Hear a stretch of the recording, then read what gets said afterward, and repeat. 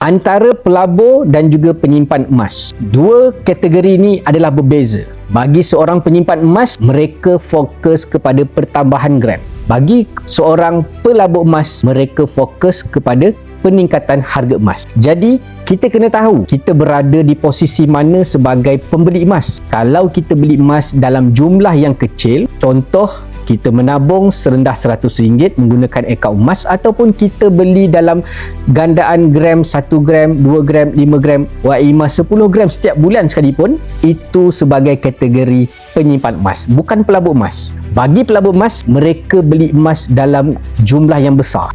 Sebagai contoh, item 250 gram dan ke atas sehingga 1 kilo, ataupun mungkin berkilo-kilo. Sebab pelabur emas, fokus dia adalah beli harga rendah, mereka akan jual pada harga tinggi untuk dapat lebihan keuntungan. So, tuan-puan perlu tahu tuan-puan ni sebagai penyimpan emas ataupun pelabur emas berdasarkan daripada belian emas tuan-puan tu. Kalau kita sebagai penyimpan emas, fokus tambah gram emas.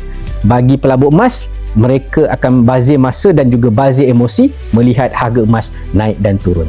So, kalau tuan-puan perlukan bimbingan saya nak menyimpan emas bersama dengan Public Gold, isi back service di bawah. Jangan lupa follow saya, Info Emas dan juga Kewangan.